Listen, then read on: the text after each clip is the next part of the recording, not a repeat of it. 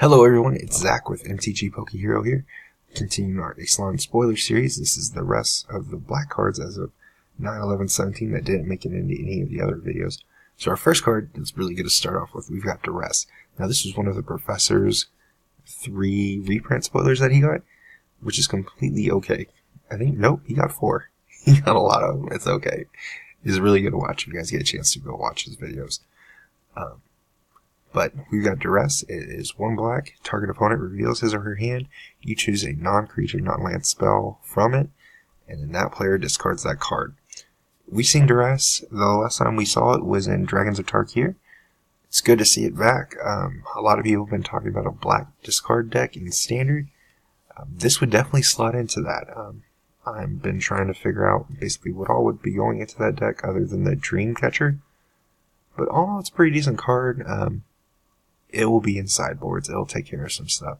Definitely going to play it against Control and a lot of different other decks. So I would probably, you want to be really careful though playing this in Limited, just because the ratio of creatures goes up way higher than what it is in a constructed format.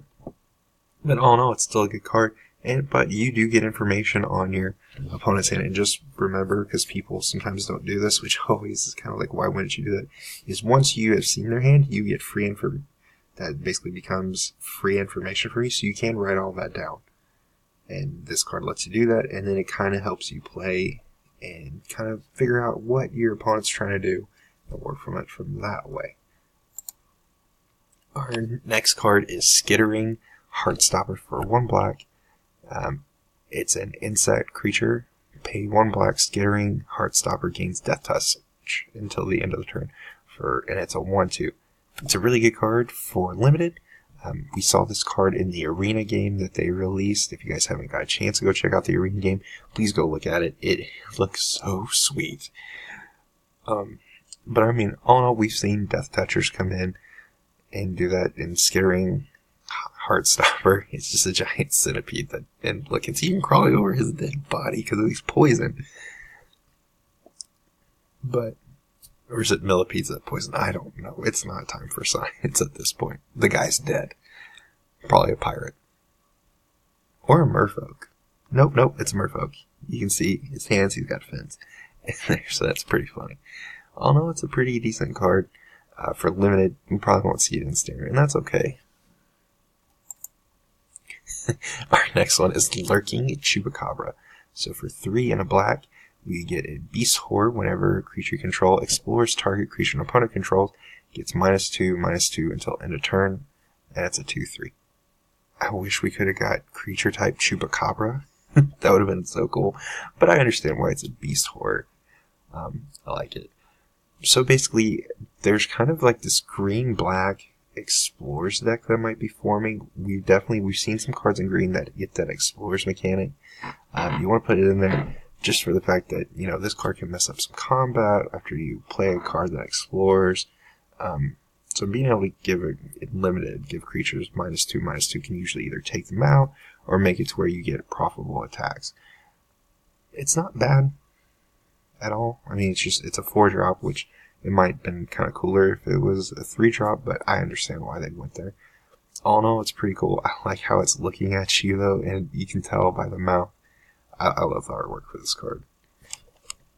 But played in Limited, and that's about all you'll really see it in. The next card is Bishop of the Bloodstained. So for 3 and 2 black, you get a Vampire Cleric whenever it enters the battlefield. Target opponent loses 1 life for each vampire you control for a 3/3. So in Limited, in the Vampires deck, this card is going to be great. In Standard, I want it to work so bad, but I don't think it's going to be like the gray, kind of like Shaman of the Pack or Gray Apostle of Astrodel. We don't have that kind of like reoccurring theme unless we put it maybe in like a Vampire's God Pharaoh's Gift deck, or you pair this off with Liliana of the Majestic Veil, I think is the new one. I always get that card confused because I want to compare it with Liliana of the Veil, and I know that's not right. But just being able to drain your opponent and they lose 1 life for every vampire, it's still a pretty good rate. If we can make it a reoccurring threat, we'll make it even better for vampires. For 5 mana, it's kind of steep, but honestly, this would be okay being at the top of your curve for your vampire limited deck. Even your constructed vampire deck, if you can come up with a way to reoccur this vampire. Still pretty good, and it'll deal. People won't see it coming, and it'll be funny. All in all, I really like the card. It's great. The next one everybody has been really excited about. I have already pre-ordered my playset of this card. It's Walk the Plank. Destroy target non-folk. Non-merfolk, not non-folk. For 2 black.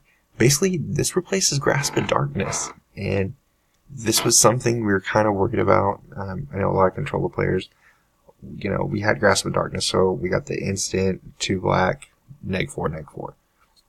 The only issue with this is this doesn't take care of the gods, like Grasp of Darkness could kind of handle, like Hazaret of the Fervent. Although it's going to be a decent card, the only other bad deal is it's sorcery speed instead of an instant. But basically, 2 mana destroy a creature, and I highly doubt Merfolk is going to be in standard at all. It's not bad. It's okay. I like it, and it has a job, and it gets it done.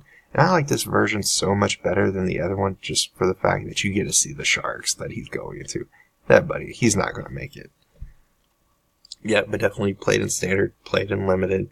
Just keep an eye out for the Merfolk, which will probably be stuck in the water. Our last one is... Oh, I'm sorry, this isn't our last one. This is our second to last one. This one is Revel Enriches 4 and a black. And for an enchantment, whenever a creature an opponent controls dies, create a treasure token at the beginning of your upkeep. If you control 10 or more treasures, you win the game. So, I've been trying to go around this. I've seen a lot of people want to play this card with mass production, just for the fact that you get to create the extra tokens and everything like that, and people want mass production to work. It's an alternate win condition. Being able to get 10 treasures, though, seems kind of like a lot. But we'll see how it goes, because we have guys that, pop in the field and all of a sudden they're making you treasure tokens. So I hope somebody can break this. This is something I'm going to be looking at and trying to figure out for myself. If you guys have any ideas on how to make this deck work, go ahead and leave them down in the comments and let me know. But all in all, it's pretty decent, and I like the idea. And it looks like this is going to be a series. We'll see another one in blue here in a little bit that will be going off of some treasure themed. This next one is Vraska's Contempt. So for 2 and 2 black, instant exile target creature or planeswalker, you gain 2 life. So, this card I'm actually really excited about, because we get to see Vraska in action for one thing, and she's turning that guy's stone. He is done. Nothing, he's not getting back up. She's going to just stake that guy and put him on her ship. So this one and Hour of Glory, I think, are 2 that people kind of will be either looking at or kind of pass by.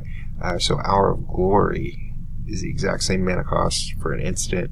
Exile target creature, and then if you exile that creature, you get to search your opponent's library if it's a god, and then remove those from the game. I think Vraska's Contempt, though, is probably the better option, because it can hit the Planeswalker and get rid of it, and you get to gain 2 life on top of it. Definitely want to be playing Vraska's Contempt in any kind of control deck that involves black. For standard, you'll play it in limited. It's a great piece of removal. Maybe it's kind of too slow for modern, and then definitely if you have an EDH deck, you'll probably want to play Vraska's Contempt. It's still pretty good, and you get a pretty decent effect, and you get to take care of something that be causing you issues that you usually can't take care of, which is great. Our last one is Boneyard Parlay.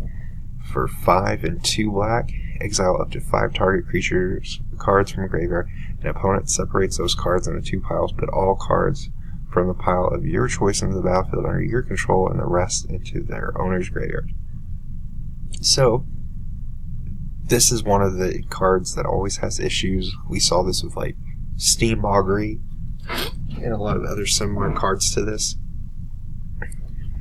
You're putting your your choices in your opponent's hands. You know, just the fact that you get to put the 2 piles and they get to separate it, and then so hopefully you try. I mean, granted, you can pick a bomb and then something that's not so good, and that's usually how it's going to go. They're not going to give you 2 bombs in the same hand, or give you 2 not so good, and then it doesn't work like that. So basically, you have to be very careful the way you choose. And for 7 mana, this is a lot. This is more geared towards EDH just due to the cost of it. So you won't see it in Standard. You won't play it in Limited. It's too much for that. But in EDH, it's a good card. Not gonna lie, I like it. So guys, I want to thank you for just taking the time to watch the video. Again, this is all the black cards that did not make it into one of my videos as of 9/11/17. We're almost done with this. We're going to hit blue next, and then that's going to be it, other than the artifacts. So we'll go ahead and make those videos right now. Remember, if you like the video, please like, subscribe, tell your friends about us. We're trying to build up the channel. And then just remember, may the top decks be forever in your favor. Thanks. Have a good day.